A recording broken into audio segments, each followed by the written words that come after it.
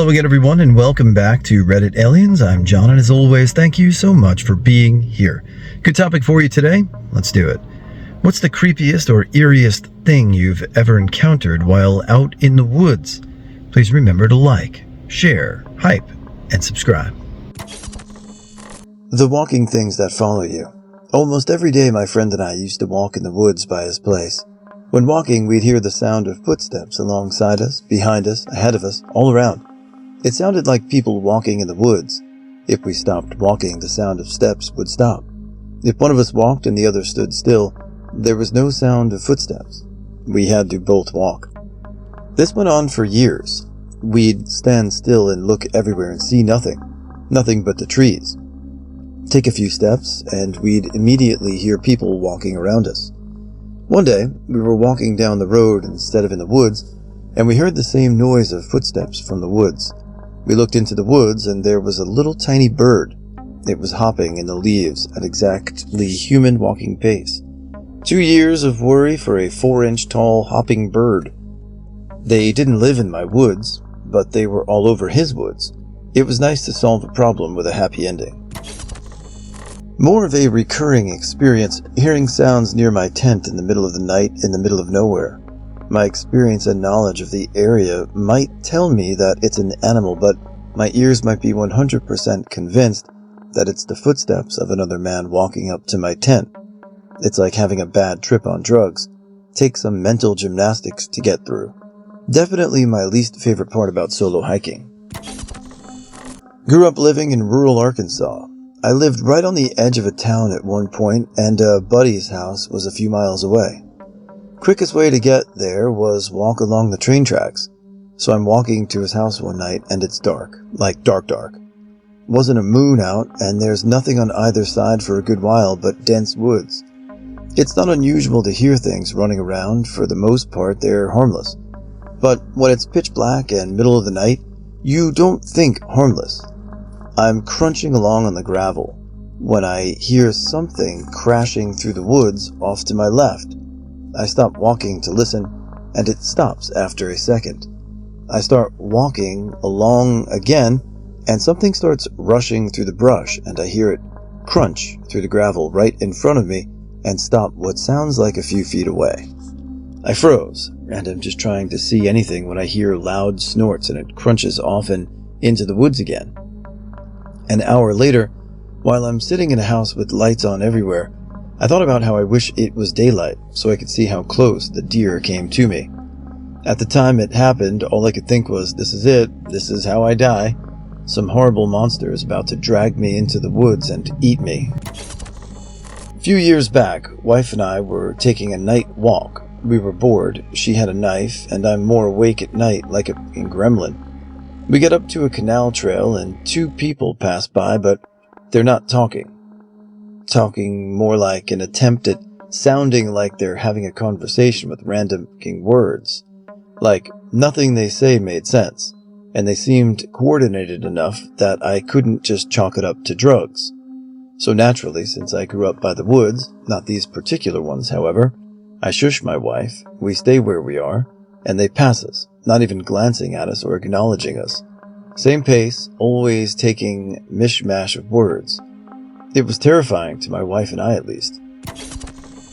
Belanglo State Forest, south of Sydney, is notorious for being the site of a backpacker murders where 6 bodies were found in the early 90s. A few years back, I was part of a large 1,000 plus people scout camp in the forest. It's a nice spot, but it still feels odd. Everyone knows the history of the place. Even the kids are joking about killers in the woods. About 9 p.m. there's a queue for the toilets, so I duck into the woods to relieve myself. About 30 meters into the trees, I look down and realize I'm standing in a small, scattered field of bones. It probably only took a few seconds for me to realize they were animal bones, but it was the longest few seconds of my life. I was fixing fences with my dad on our farm in the Midwest, walking through the woods in the middle of the day. We noticed a great horned owl on a branch directly above us, like 12 feet away. We slowly kept working, and keeping an eye on it, it followed us for like 30 minutes. It always stayed on limbs directly above where we were. After we fixed the fence, we started walking back to our truck. In a tree directly in our path was a baby owl about the size of a football. In that moment, the adult came to land next to the chick and seemed to snuggle up to it as if to say, "Don't come any closer." We backed away and walked a different route out of the woods. One of the craziest but coolest experiences I've ever had. My brother, a friend of ours, and I were hiking in the woods, quite deep in and about an hour away from any roads and even more from any buildings. Came across a house that looked like a tornado had hit it. Beams and drywall everywhere. Even found a toaster. No roads or trails to this house, but it looked like a newer construction. We explored for a bit, then headed back out. Seemed pretty straightforward to backtrack to it later on to explore some more, but we've not been able to find it again. We have searched quite seriously for it too, covering quite some area in the area we thought it was in. The odd thing was that it was just a house that had damage. None of the trees, bushes, or dirt had any sign of damage. It was near Halloween time when my friends and I were telling ghost stories. My friend said she was going to tell a story about her parents' first date. She said she didn't like telling the story since it was actually true, but we prodded her on. To cut to the chase, the parents had spent a nice, if awkward, first date, and around the time that they would have said goodnight, the male in the situation, my friend's dad, suggested that they go for a midnight hike up Provo Canyon. He apparently knew the place since he had done a fair amount of rock climbing in the area. So the two drove up the mouth of the canyon, got out of their cars, and started hiking under just the light of the stars since it was a new moon. At some point, the male starts getting a bad feeling since the pathway ahead, which would pass under some trees, would be dark, and because it was getting to be quite late. He ignores the feeling and presses on. In later rehearsings of the story, the female would say that she had felt the same feeling at what was probably the same time, though she didn't know the trail like he did. A minute later, the feeling came back to the male. He ignored it again and started walking a bit of the way into the trees when his foot hit something soft in the middle of the path, under the trees. It was too dark to see just what this soft thing was, and the feeling came back stronger than ever. Instead of finding out what his foot had bumped into, he and the female both agreed to hightail it out of there. Years later, after being married for some time, they were watching an interview with the serial killer Ted Bundy. In response to a question asking him to describe the time that he felt the closest to being caught, he explained about the night he lured a girl into Provo Canyon and had just killed her when he heard some people coming up the trail. He explained how he did it in the trees just in time, only to watch some guy walk right into the body, and for some reason just turn around and walk away. The woods are dark, and especially at night can heighten, with your heightened senses, really have you feel a level of unease, but most of the time it is just that, a feeling. It's animals' home, so there's going to be sounds that you hear during the day and you wouldn't even think twice, but then at night, everything's heightened and super aware, so it creates a lot of tension. But I do love the woods at night. There is a beautiful peace to them as well. I don't know if this counts because it was staged, but when our group of families would go camp, the adults had a tradition where they would do a scary hike or something like that. One of the dads would go off and pretend to be a monster or something to put on a show for the other kids. Being 5 or 6 years old, I was pretty scared. But we were running from the monster. My dad accidentally tripped. To make it more dramatic, he said, "Oh no, go on without me." So we ran and left him behind. And I was bawling because I legitimately thought my dad just died. When I saw him coming back to the campsite, I was very confused but relieved. The worst part was that both my parents had gone to a funeral of a father from our church who had died that morning, so my mom was not happy. A human jawbone. When I was 8 years old, I was living in Milford, Michigan. There was a slightly wooded field across from my aunt's farm property down from a mobile home park called Child's Lake. I was walking with her dog, who started digging, and I went over and picked up a jawbone. I thought it was cool, so I brought it home. My aunt told me it must be an animal's jawbone, and I went home. Found out later, they found a couple victims of a serial killer named Leslie Allen Williams buried out there. He'd killed 4 girls from the area. I watched this story on YouTube, actually. I was diving down a rabbit hole and came across this show from the early 90s that had paranormal stories. I usually don't get freaked out watching this sort of stuff at 2 p.m. during the day, but this one got me. I can't seem to find the video as the data didn't save for me. If I find it again, I'll post it. This man was driving home when his car broke down at night. He went to a local diner to ask where he could get help and was told to walk a mile or so down the road. On the way to, a car pulled up beside him with a man offering him a ride. The man said, "I'll give you a ride," in a tone that was very high. He gets in. Throughout the journey, they start talking and the driver starts talking about some celebrity. The man said when he mentioned the person, he said it was the creepiest feeling he's ever felt in his life. The sound of his voice mentioning it was incredibly eerie. So it turns out the driver gave him his card with a number on the back. He owned a restaurant or club. The next day it was mentioned on the news that the person the driver was talking about had died. He said he was so disturbed by it, he called the number on the back of the card asking for a driver only to receive angry answers. Eventually, a woman answered and said, "Please don't call here again. Was my husband, and he has been dead the past 2 years." I can't remember how it came up, but he had asked her, had her husband a high voice? And she said, no, he had a very deep voice. How the man that died was by suicide. He shot himself in the throat. I once took a hike around some trails that were near to me. I'm surrounded by woods. At one point there was a fork in the trail and a sign with an arrow pointing to one of the trails. So I decided to follow it. About half an hour away of walking, I came upon a very old-looking home. This was in the dead middle of the woods, with lights on. It looked like there were people in there, but no one was moving. I noped right out of there and made my way home when I got my phone and checked Google Earth and found the trail, but no building. I went back the next day in the daylight, and the trail was a dead end with absolutely nothing there.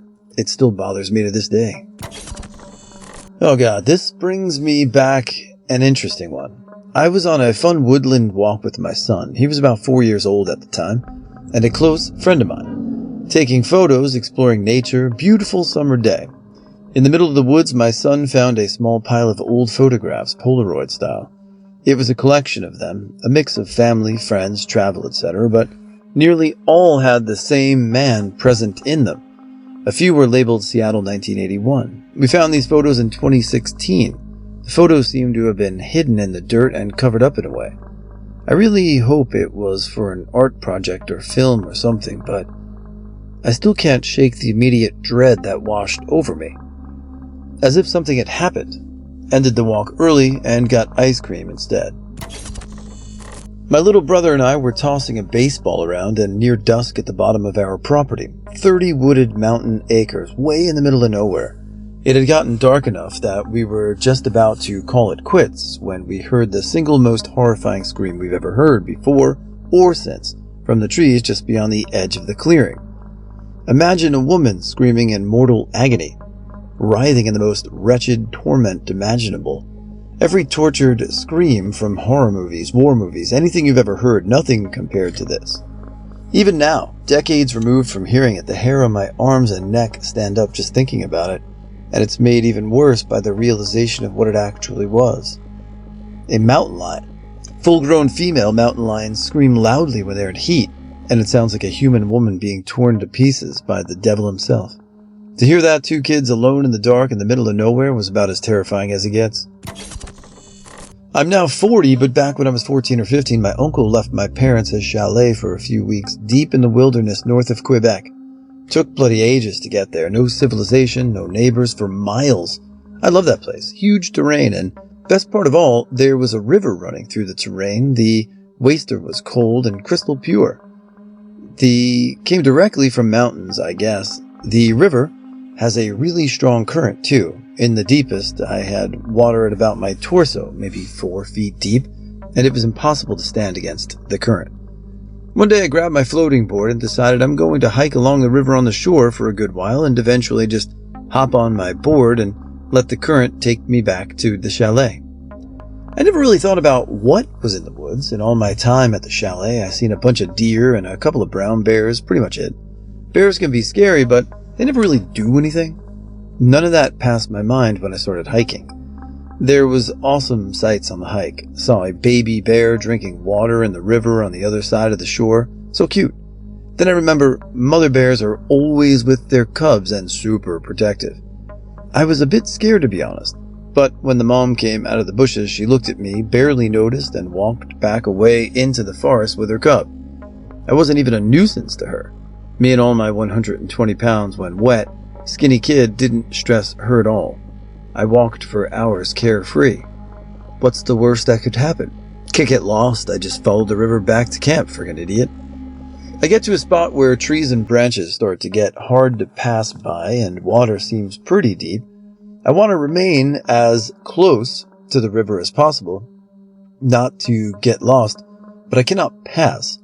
Gotta walk a bit further away from the river and into the forest. I can somewhat see the river through the branches on my left side, nothing to worry. That's when I hear something on my right. I didn't even turn to look. Lots of sounds can be heard in the forest all around. I'm used to it, but then, man, that feeling of dread, something is definitely not right. I'm not hearing anything, no birds, not the wind, friggin' silence. But the air feels heavy. I just freeze in my steps, can't move, paralyzed. I look on my right super slowly. There's this huge black mass about 15 feet away from me.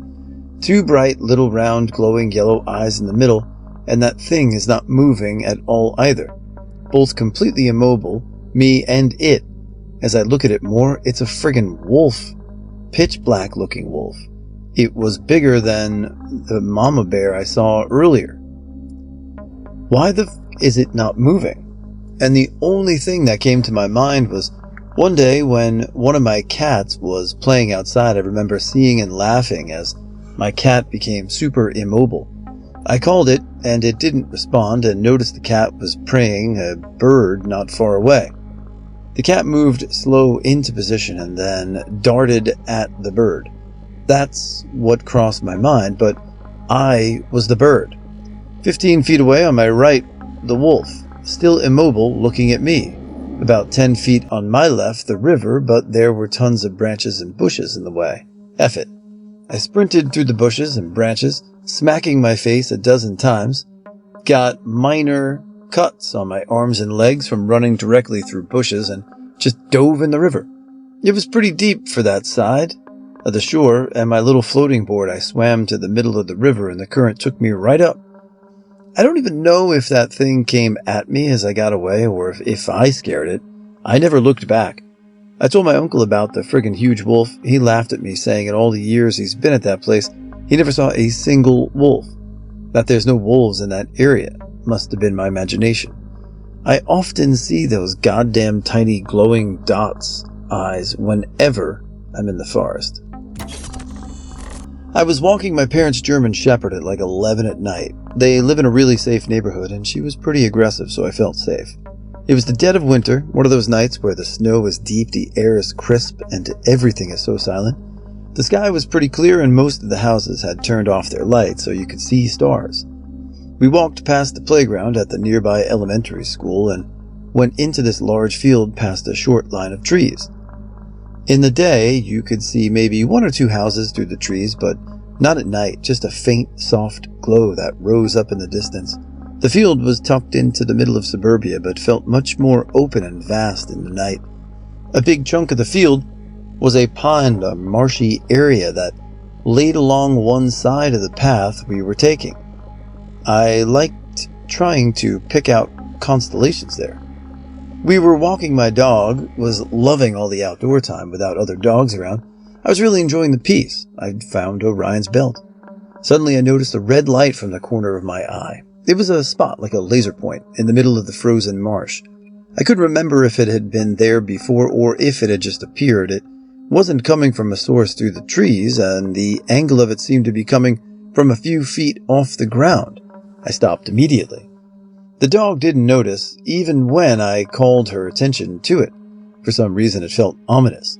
I felt like there was someone there, that there was someone standing in the middle of the frozen ground and holding the light. I was straining to see in the dark. starting to mentally run through the list of likely reasons for the light that didn't include axe murderers with laser pointers, when I swear to God I saw the light move, jerkily, as if a person were holding it and had taken a couple of steps in the snow. The dog was suddenly completely at attention, staring behind us. I whipped my head around to make sure no one was there, but was then convinced the light would get closer while I was looking the other way. So I whipped my head back in that direction. As far as I could tell, the light hadn't moved. I pulled the dog along and she came immediately, which only added to my fear. If she'd seen or smelled a small animal, she would have resisted. She noticed something, though, that was fine with leaving behind. I kept my eye on the red light and my ears open to the sound of footsteps other than mine and the dog's. The light stayed in place, and I didn't hear anything, and we left the field without anything else happening. I went back the next day around noon with the dog just to see. There were people around, kids playing, and some people cross-country skiing. I looked out at the marsh to see if there was like a warning light out there or some reflector, but there wasn't anything out there. It felt completely different in the daytime. People enjoying the winter day, houses seemed closer, even the fields seemed smaller. I know in reality that I probably freaked myself out unnecessarily, that the dog probably picked up on my fear and was reacting to me instead of something in the field. But it was so freaky when that light suddenly moved.